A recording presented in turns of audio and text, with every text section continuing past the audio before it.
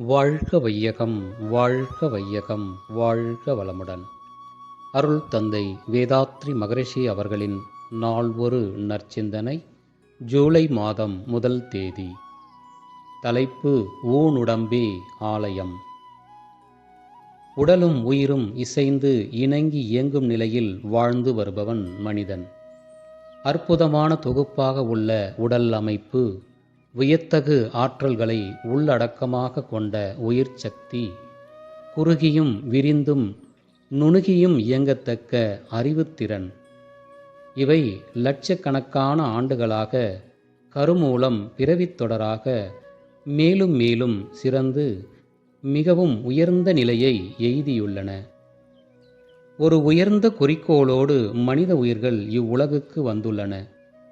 மன உணர்வை விரிந்த அளவில் வளர்த்து கொள்ளவும், அறிவில் முழுமை பெற்று இயற்கையை உணர்ந்து ரசித்து அதனோடு ஒன்றி வாழ்ந்து நிறைவு பெறும் நிலையான அமைதியை பெறவும் உள்நோக்கமாக அமைந்துள்ளதே மனித உயிர்.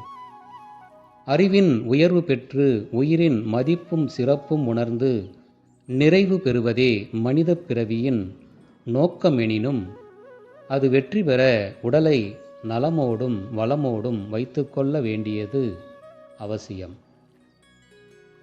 அருள் தந்தை அவர்கள் வாழ்க வளமுடன்.